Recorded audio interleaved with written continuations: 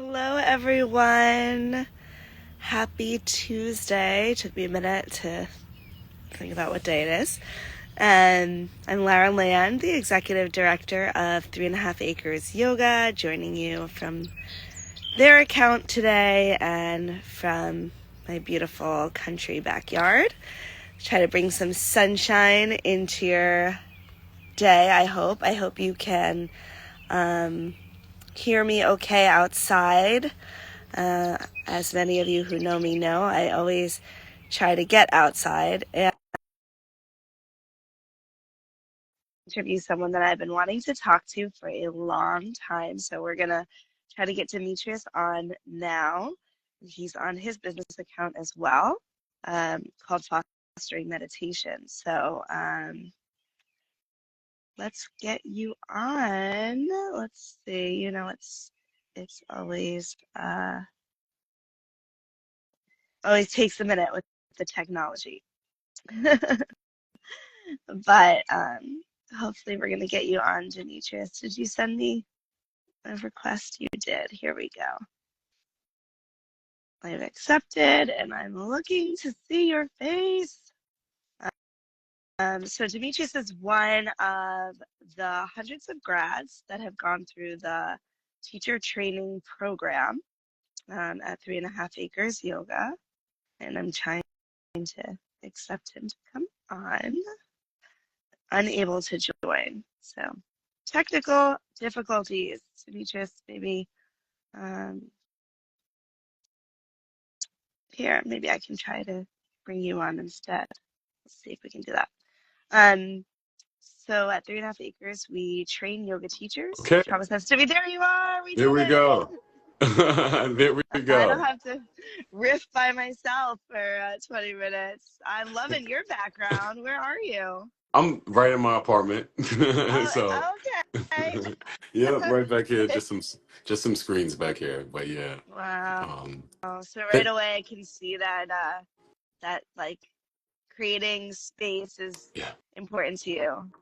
Yeah, truly. And so it's almost Oh, we're getting I'm almost like frozen. outside with you. I'm like outside with you in spirit, you know. Can Yeah. you hear me? Yeah, I can hear you Okay, now. perfect, Just perfect, perfect, perfect. yeah. Yeah, and so I'm so excited to get to talk to you because I know we're both like super busy and it's taken a minute to get our schedules aligned. Um, but you went through the 3.5 Acres Trauma Informed Yoga Teacher training. When did you do that? That was probably about 3 years ago. Yeah. Years, okay. Yeah. Um, Because it was before I went back to India, and I went to India 2 summers ago. So yeah, about 3 years ago. okay. Where in India did you go? I spent the year.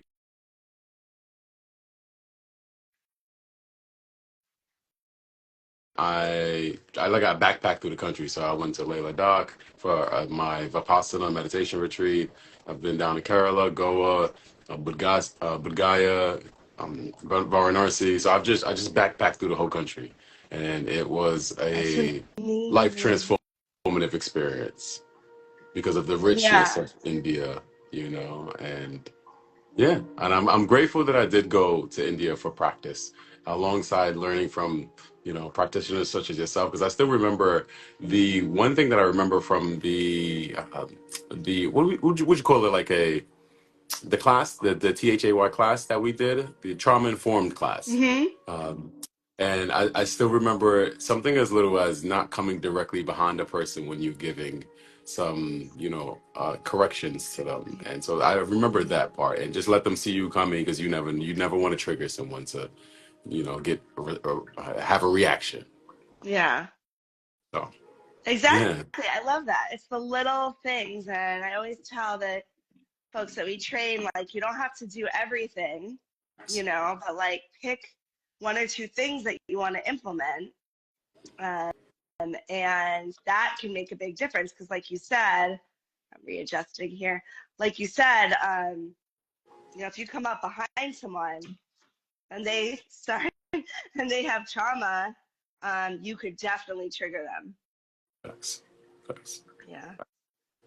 But I'm glad to be connected to you and excited to just share a story and share some words of inspiration, especially, having gone through the foster care system and now teaching yoga and meditation, and especially such a time that we're living in where we need more practices to help us ground ourselves in all of the stress and Mm, anxiety and the chaos that is around the world right now, both internally and externally. So I'm just grateful to join your platform and mm. excited to see how the conversation flows. Same, same. I'm really excited to hear more about your story and then how you've turned your challenges into meaning.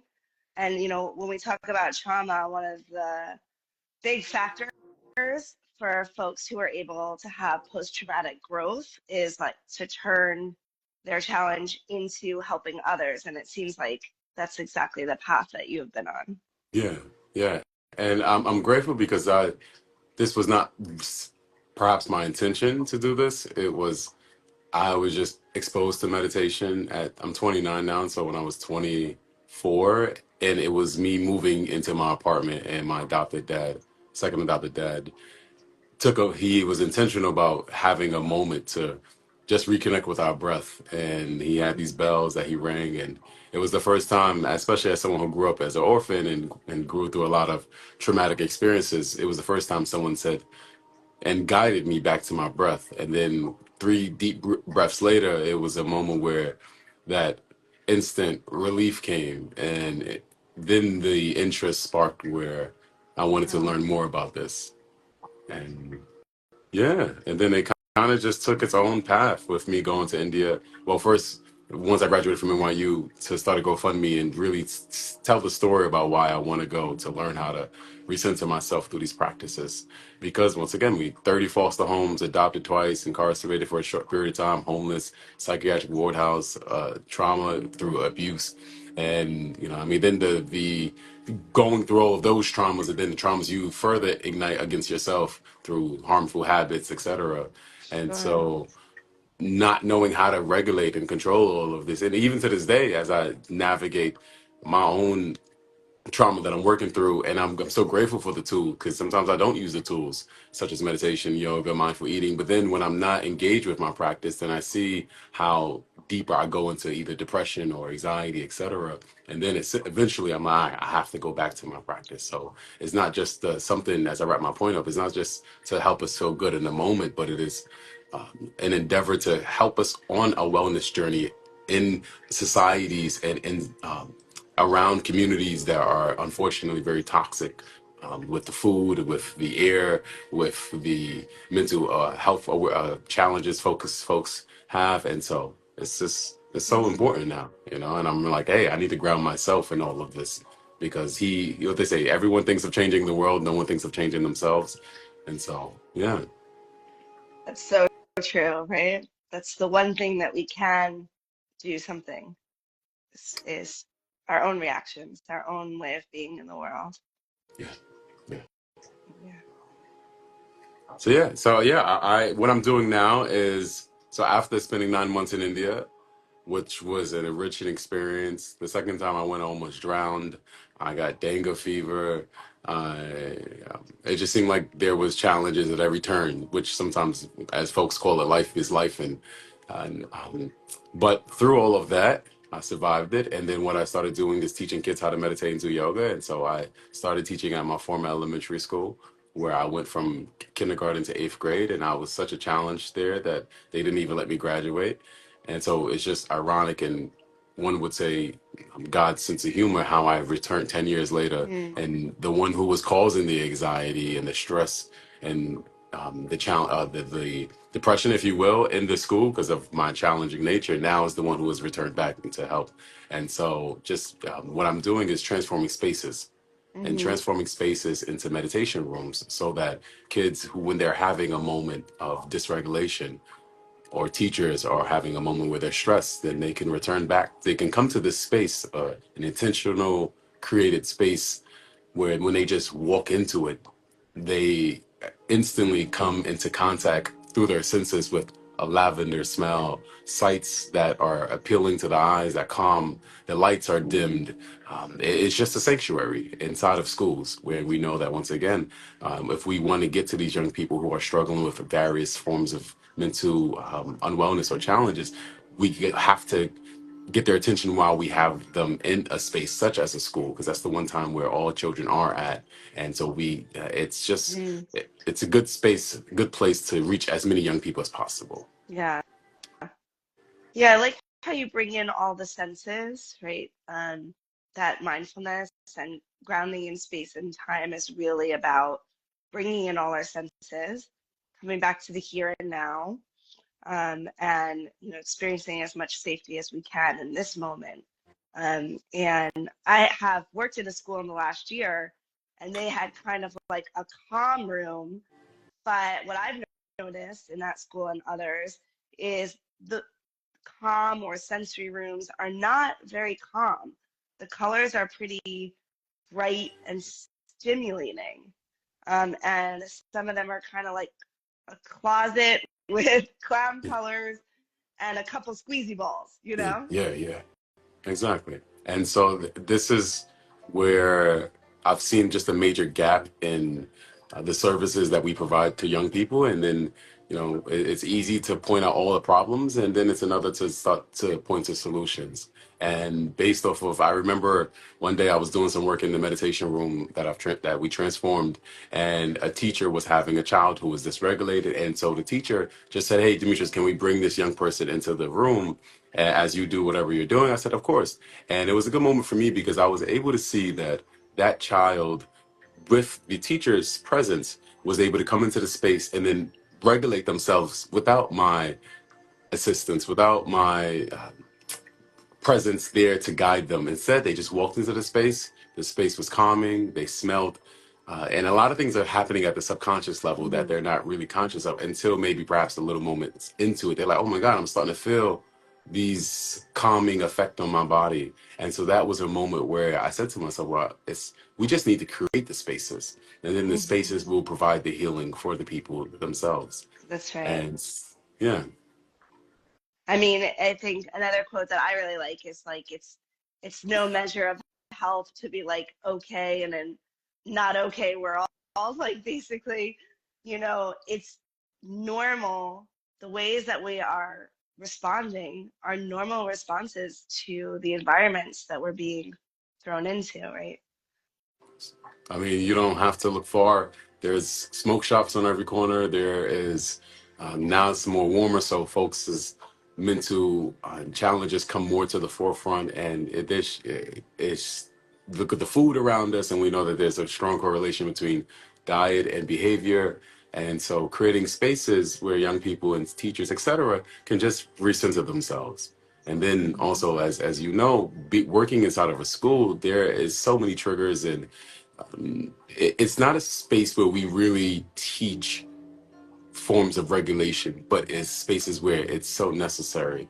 Because when you don't teach how to regulate, then you are forced just by nature to course it or to suppress it or to try to control it without helping the young person to be able to naturally be a participant in that journey. And Yeah, that's what kind of system is that setting them up for as they mature.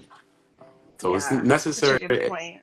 and this rap, it's also, and it shocks me why there's not as much support for the work that we're doing in these schools with Yeah. helping young people recenter themselves, because this is a solution, and then we're like, this is a solution to the problems of dysregulation, to lack of focus, impulsivity, um, lack of self-regulation and focus, etc. So it's like, why do we wait for more problems to arise before Hmm. we address some root causes? And obviously it's not going to solve all the problems, but it's going to at least create more spaces or moments where young people, staff who are stressed out to the T, teachers, etc., where they can learn how to recenter themselves and then face whatever challenge that they're facing with at least a regulated nervous system. Yeah. It's undervalued. Um, Not quite sure why. It's very effective, um, like really quick to the point, can't really come up with those cognitive solutions until we're in a regulated state. I like that you nod to, we're not saying we can fix every single problem with the breath, but you, as you described earlier, that first moment that you were invited to breathe and meditate with your father, like that set a whole trajectory for your life. And we don't know, the power of one of those young people coming into that space, being allowed to let go, being allowed to breathe. And also, what you pointed to, super important, is the really the empowerment piece that I'm healing myself. I'm choosing my path with my own body. And it's not top down, but it's really like I'm discovering my own abilities that I can take with me into other situations in life, not just conforming because I got yelled at or because I got detention. Right.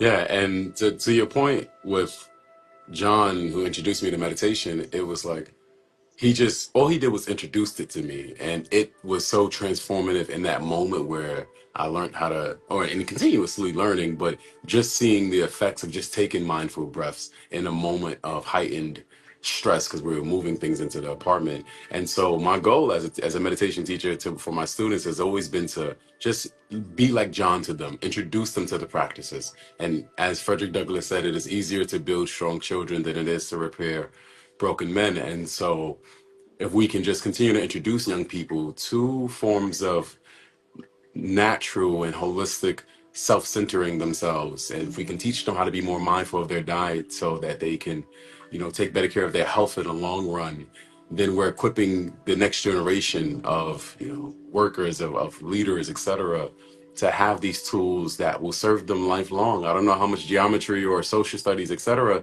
that they're going to keep, and not to shade those things because those things are important, but in the state, in the world that we're living in now, these practices and teaching them to these young people is now more important than ever, I would reckon.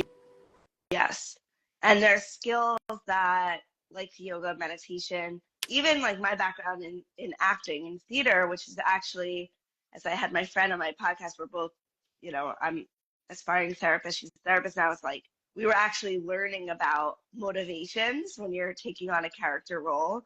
And these kind of disciplines that can allow you to do all the other things in life better. So no matter what field you go into, you're going to need to be able to regulate. You're going to need to be able to have effective communication, nonviolent communication. You're going to need to be able to balance life and work, to deal with burnout, to deal with boundaries.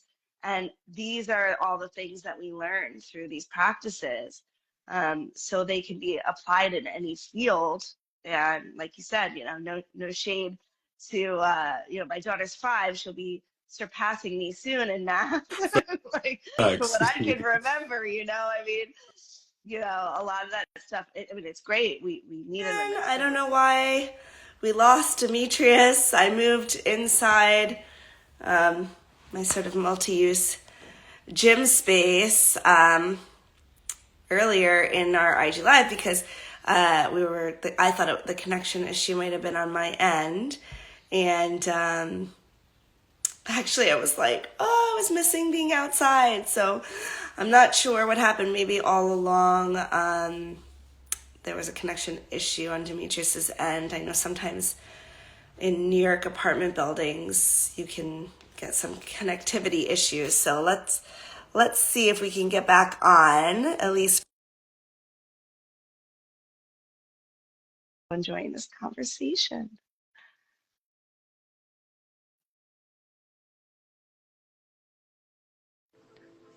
Hey. Hi. Yeah, I don't know what happened. It just said live ended, but here we are. Same. I know. I was like, I moved inside because I thought my being outside might have been the thing, but we're back. We're back. Yeah. So And where I were we? I really want to get to. Can you tell us a little bit about your organization, what you're doing now, and what your goals are? Facts. So I started fostering meditation. It's been 4 years now, and I'm so proud of myself because anyone knows that running a nonprofit is not for the faint of heart. I And know. there are going to be a lot of seasons in entrepreneur, as any entrepreneur, there are a lot of seasons where you're tested in valleys. And what has always kept me grounded in my nonprofit fostering meditation is two things. One, the name fostering comes from my time in foster care. And when you foster something, you nurture it. And so nurturing my meditation practice and realizing and seeing every day that what's the point of having the fruit of knowledge if you're not sharing it with someone else, especially when it is something that can benefit the mental, emotional, spiritual, physical well-being of people. And so there's moments, and a little bit even now, I'm like, you know what, I always got this as my practice. But then again, it's like I see a dire need of folks trying to take better care of themselves, as even myself. But yeah, I mean, not having spaces or people to help them to nurture a self. And so with fostering meditation, and I'm grateful because the nonprofit really has taken a lot of as you go into entrepreneurship. I believe that it eventually all comes together. And so my point is, the vision wasn't always to create meditation spaces, to become a meditation organization that certifies folks who want to become quote unquote professionals in this work. But now that's the goal, is to transform more spaces inside of schools so that those young people, staff, etc., have a space where they could recenter themselves. Another goal is to develop fostering meditation into being a meditation and yoga school, so that similar to your program, where folks who are interested in learning these practices, they can learn from someone that looks like them, especially when we know that over 80% of practitioners and teachers are white women, and nothing wrong with that. But when we think about, this is a practice that everyone can be used in. It can help benefit their lives, especially for Black and brown bodies who are going through, just a lot of stresses and anxieties every day. And so letting those young people have spaces or places where they say, hey, you know what, I want to become a certified yoga teacher, then I can go through fostering meditations, teachers training kind of program. And then lastly, it's to keep expanding meditation and yoga programs to just the foster care world. So Mhm. young people in foster care can learn how to be a participant in their healing journey. And eventually, they can nurture these tools, and then we can help them be more mindful of their diet and etc. So yeah, to transform more spaces, to bring meditation and yoga to young people in foster care national, and then to create a meditation and yoga school on foster and meditation incorporation, so that folks can get trained by us. Yes. It's going to So, take a little bit more manpower, I'll tell you that. yeah, that's what I was It's gonna like ask you. that. So, if you could So ask the listeners, what are your like maybe one, two, or three most pressing needs at the moment? If folks have resources and they want to help, what do you have a board? Do you need more team? Getting into schools can be very challenging. Usually, you have to go through a process to partner with schools. Um, I know we've talked a little bit about April potentially as a resource. Dinwiddie in Harlem, if you two know each other or need to connect, yep, I yep, would. She was on my podcast, so well, how can we yeah. connect you? How can we support you? Yeah, of course. So for me, one of the biggest things that I need support with is helping develop this nonprofit, and really it's the funding part, right? And so I feel like I apply to grants every day. I'm exaggerating, but sometimes it's hard to, you get so close in the grants process, and they're like, oh my God, I love this vision, I love this idea. And then the final stage is like, oh, we can't support it. And so one of the things that I just got another grant to develop a second meditation room for children with autism. And we're testing, once this room gets done in September, we're going to have, these young children who are neurodiverse come and practice and learn meditation and yoga so that it can be a form or a form where they learn how to self-regulate. And so letting that be, the proof of concept so we can expand into more Mm-hmm. spaces. So Yeah. obviously funding is always important, but also connections into schools where they have spaces where they would be open to transforming. Um, and yeah, connections in this yoga meditation world, because I find that, it shouldn't be so hard to convince people who are practitioners of meditation and yoga to help programs like ours that are doing the work in the schools or into spaces where these young people would not have access to the practices if we weren't doing the work ourselves. And if we fall by the wayside, how much more is that a disservice to those young people who are learning how to meditate and practice yoga as forms, not as just to feel good in the moment, but as forms of self-regulation over a longer period of time. And one of the best feelings, as I write my point up, is that seeing former students who have gone off into high school and college tell me that, hey, I still meditate and I still practice. Yeah. And or my seniors who I've taught, and they telling me that they've taught their granddaughters and grandchildren how to meditate and do yoga. So this is something that's going to serve people for the rest of their lives. Yeah. Yeah. Yeah. And that's how I feel talking to you, having come through the 3.5 Acres Trauma-Informed Teacher Training Program. Seeing the people that have gone through our training and are doing such really, really cool things. That always makes us feel good, especially that you're Harlem based and we're founded in Harlem as well. We should definitely collaborate more. I'm wondering, as we have that teacher training for 3.5 Acres coming up in the fall, if there's anything else you'd like to say about going through that training, or any other of the tips that stuck out for you? Yeah, like I said, the main one was being mindful about corrections. And as I advance my practice, and because I teach by demonstration, so being able to be more comfortable getting off my mat and making corrections, because sometimes it's so funny when you tell someone you teach yoga, they be like, oh yeah, I do yoga. Yoga does me. And then, it's a gentle space because you try your best to control your own ego. And then you see someone else, they're like deep into their pose.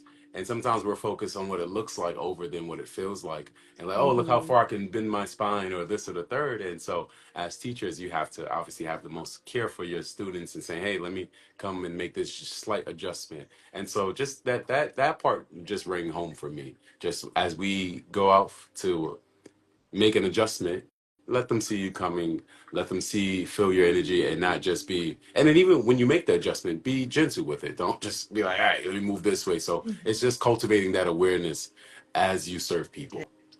Yeah. Yeah. They're just these small things that we can do to make the space a lot safer for folks who might have hypervigilance, who might have flashbacks, um, who might close off from being corrected, um, and just having that more awareness of the way trauma impacts our nervous system.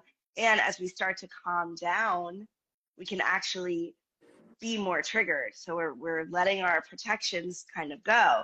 And as yoga teachers, when we're asking folks to like let their defenses down, we also have to bring something to that. We can't just leave them all open to go out in this world with no defenses. We also have to help them to feel their boundaries, to feel their power, and to know themselves. So I think sometimes people think yoga's all just open, open, open, Sure. open, and forget that it's a really balanced, healthy energy that we need to sort of navigate this world, young people and adults. Um, it's been so cool Yeah. talking to you.